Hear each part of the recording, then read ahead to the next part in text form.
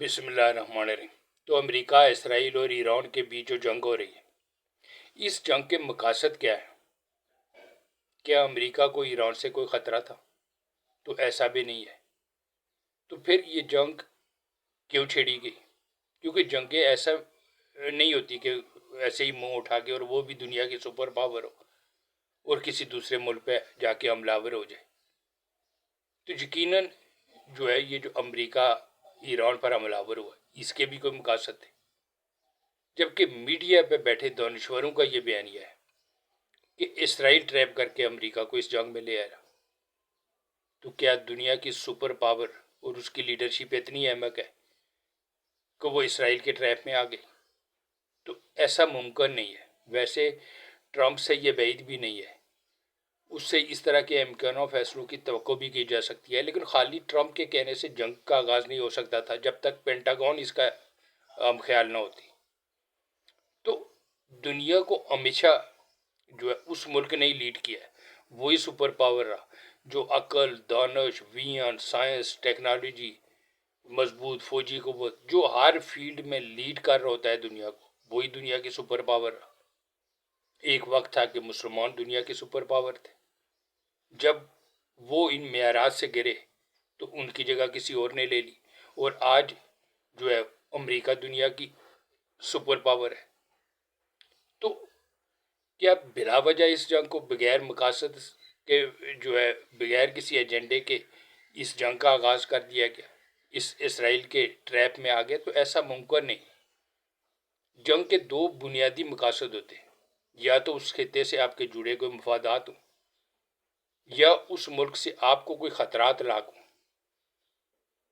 تو مفادات کی بات کریں تو یقیناً ایران جو ہے دنیا کے دوسرے بڑے آئل ریزرو ہے، لیکن ایران کو کوئی خطرات، امریکہ کو ایران سے کوئی خطرات لاحق تھے، یہ بھی نہیں ہے۔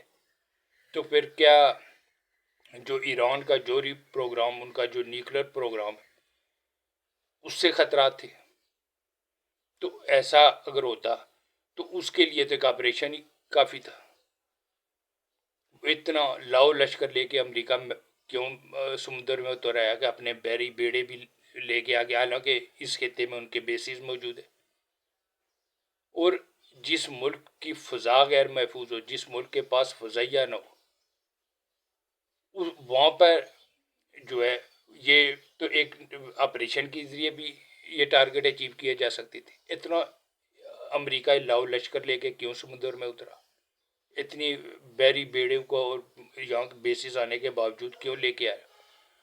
تو اس کا مطلب کہ امریکہ جو ہے وہ ایران پہ حملہ آور ہو کے ایک بڑا دنگل لگانے کا پروگرام تھا اس کا، ورنہ تو یہ آپریشن سے ممکن تھا کہ ان کی جوہری تنصیبات کو نشانہ بنایا جا سکتا ہے۔ جوہری تنصیبات ایسے تو نہیں ہے کہ کوئی جیب میں ڈال کے لے جائے گا، ان سائٹس کو جو ہے وہ آپریشن کے ذریعے فضا سے بھی نشانہ بنایا جا سکتا تھا۔ تو اصل امریکہ جو ہے وہ ایران پر حملہ آور ہو کے وہ جو ہے ایک بڑے دنگل کی تیاری کر رہا تھا۔ اور ایران پر جب حملہ آور ہوا تو ایک تو ہے کہ جب دشمن پہ اب جب بھی کوئی ملک حملہ کرتا ہے تو سب سے پہلے اس کی سپلائی لائن کاٹتا ہے، لیکن امریکہ جو ایران پر حملہ آور ہوا یہاں الٹ ہوا، اس کی کٹی سپلائی لائن کو بحال کیا گیا۔ 4 دہائیوں سے ایران پہ سینکشن تھی، وہ اپنے دنیا کے دوسرے بڑے آئل ریزرو آنے کے باوجود وہ اپنے تیل نہیں بیچ پا رہا تھا، چند ممالک کو وہ دے رہا تھا، باقی اوپن مارکیٹ میں اس کو بیچنے نہیں دیا جا رہا تھا، اس پہ سینکشن تھی، اس پہ پابندیاں تھیں۔ لیکن جنگ شروع ہوتی، یہ پابندیاں جو ہے وہ ہٹا دی گئی۔ تو امریکہ یہ سوچتا تھا کہ کہیں ایسا نہ ہو کہ ایران فوراً جو ہے وہ گر جائے۔ تو اگر ایسا ہو گیا تو جو ان کا ایجنڈا ہے اس خطے میں بڑا دنگل لگانے کا، وہ دنگل نہیں لگ پائے گا۔ تو اس کی سپلائی لائن جو ہے بحال کی گئی۔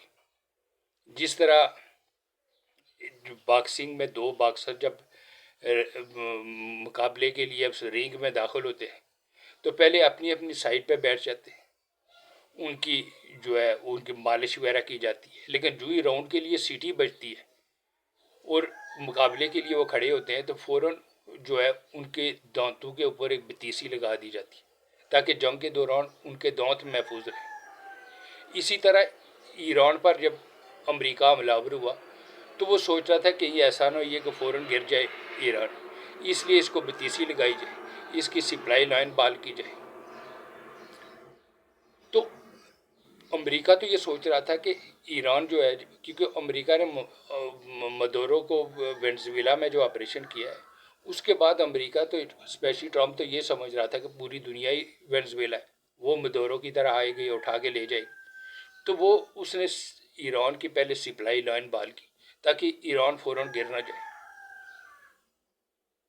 تو جس طرح باکسر کو دانت پہ جو ہے وہ بتیسی چڑھائی جاتی ہے کہ کہیں جنگ میں اس لڑائی میں جو ہے اس کے دانت نہ ٹوٹ جائے، تو امریکہ نے ایران کی اسی طرح جو کٹی ہوئی سپلائی لائن تھی وہ بحال کی گئی. لیکن اسے کیا معلوم تھا کہ یہ ہمارے ہی دانت توڑ دے گا. یہ نہیں کہ ایران نے جو ریئیکشن دیا ہے آج جو ہے وہ ٹرمپ جو ہے جو کیونکہ سپر پاور کے پاس کیا تو اس کا بھرم ہوتا ہے، اس کا بھرم ٹوٹ گیا ہے. اب سپر پاور رہے گا بھی تو ایک کمزور سپر پاور کے طور پہ، کیونکہ امریکہ کا جو بھرم تھا وہ ایران نے جو ہے توڑ گیا. تو اصل میں جو ہے اس خطے میں امریکہ کا پلان ایک بڑا دنگل لگانے کا تھا. دوسرا، امریکہ اور اسرائیل کے مفادات بھی اپنے اپنے تھے، لیکن جو ایران نے جو ریئیکشن دیا ہے اس کے بعد امریکہ کے بھی جو ہے وہ دانت کھٹے ہو گئے. تو امریکہ جب یہاں حملہ آور ہوا تو کیونکہ امریکہ کو پتا تھا کہ جب ایران پہ حملہ آور ہوگا تو ایران ریئیکشن میں جو ہے جو اس خطے میں جو امریکن بیسز ہیں ان پہ حملہ آور ہوگا. اور وہ بیسز کہاں ہیں؟ وہ بیسز عرب ممالک میں ہیں.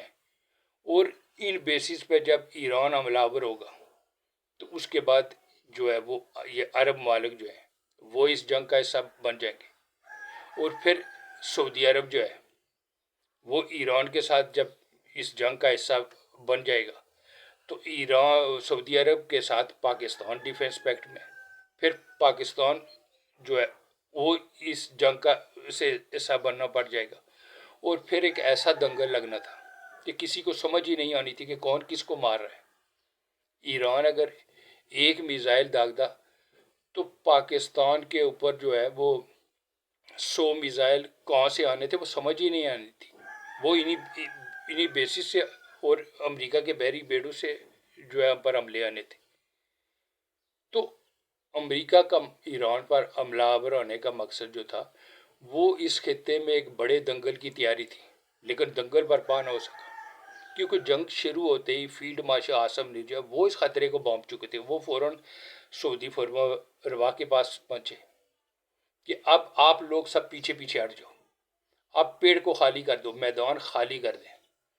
اور اگر ایران کی طرف سے کوئی میزائل، کوئی ڈرون، کوئی شرلی آتی بھی ہے تو اس کو بس پی جائے، اس پیڑ میں نہیں اترنا، اس میدان میں نہیں اترنا، اس جنگ کا حصہ نہیں بننا. اور اگر جنگ کا حصہ بن گئے تو پھر ہمارے ہی وسائل سے، مسلمانوں کے وسائل سے ہی ہم سب کی بربادی پھر جانی ہے. تو جو ہے وہ فیلڈ مارشل عاصم منیر کے وارن کرنے پر سعودی عرب جو ہے وہ اس پیڑ میں اترنے سے اس نے انکار کر دیا، وہ اس جنگ کا حصہ بننے سے انکار کر دیا. ادروائز اگر سعودی عرب اس جنگ کا حصہ بن جاتا تو پاکستان ڈیفنس پیکٹ تھا، پاکستان کے لیے کوئی اور راستہ نہیں بچنا تھا. تو اب جب امریکہ کے بھی اس جنگ میں کیونکہ دنگل برپا نہیں ہو رہا، جب پروگرام بنایا گیا تھا، اور دوسرا ایران نے ایسی ٹھکائی لگائی ہے کہ اب امریکہ کے بھی دانت کھٹے ہو گئے، اور دوسری طرف جو ہے وہ پریشر بڑھتا جا رہا ہے کیونکہ آئل جو ہے اس کی ریٹس جو ہے وہ آسمان سے باتیں کر رہے ہیں. وہ 110 سے 120 کے بیچ اس کا ڈالر فی بیرل جو ہے ریٹ لیول کر رہا ہے. دنیا کی معیشت کو خطرات لاحق ہو چکے. تو ان حالات میں پھر جو ہے پاکستان نے امریکہ، اسرائیل اور ایران کے بیچ جو ہے وہ جنگ کے بجائے مذاکرات کی ٹیبل پہ لانے کا جو ہے فیصلہ کیا، اس کے لیے اپنی خدمات پیش کی، جسے امریکہ نے نہ صرف ویلکم کیا بلکہ شہباز شریف کے بیان کو ایکس پہ ٹرمپ نے پوسٹ بھی کیا کہ ہمیں جو ہے پاکستان کی ثالثی جو ہے وہ قبول ہے۔ تو یہ کسی معجزے سے کم نہیں۔ چند ماہ پہلے ہم نے دنیا کی چوتھی بڑی معیشتوں خطے کے جو چودھری کہلوانے والے بھارت کی چودراہٹ نکال کر اس کی جیب میں ڈال دی تھی، اہل چوب پھر اپنی چودراہٹ، جس کے بعد جو ہے وہ ہم دنیا کے نقشے پہ ایک مضبوط فوجی قوت کے طور پہ ابھرے، اور اب سفارتکاری کے میدان میں جو ہے وہ وہاں پہ ہم جھنڈے گاڑ رہے ہیں۔ تو پوری دنیا کی نظریں جو پاکستان پہ ہے، وہ اسلام آباد میں۔ ویسے مجھے اب بھی ڈر لگتا ہے کہ کوئی دنگل برپا نہ ہو جائے، کیونکہ اس کے بعد جو ہے جو قیامت برپا آنی ہے اس کا شاید آپ تصور بھی نہ کر سکیں۔ تو اگر ہم جنگ یہ ختم کرنے میں کامیاب ہوئے تو سفارتکاری کے میدان میں بھی پوری دنیا میں ہمارے ڈنکے بجیں گے۔ اب بھارت کے وزیر خارجہ کو ایسے نہیں مروڑ اٹھ رہے کہ ایک صحافی کے سوال پر کہ پاکستان دنیا کی سپر پاور کی جنگوں کے فیصلے کرا رہا ہے اور آپ کا کردار کیا ہے، تو جے شنکر نے کہا کہ ہم کوئی دلال قوم ہیں۔ تو شنکر صاحب، آپ کے جو پیٹ میں جو مروڑ اٹھ رہے اس کی ہمیں سمجھ آ رہی ہے، لیکن اس کے بعد آپ کو صرف لوز موشن ہی ہو سکتے ہیں، اس کے سوا آپ کچھ کرنے جوگے بھی نہیں ہیں۔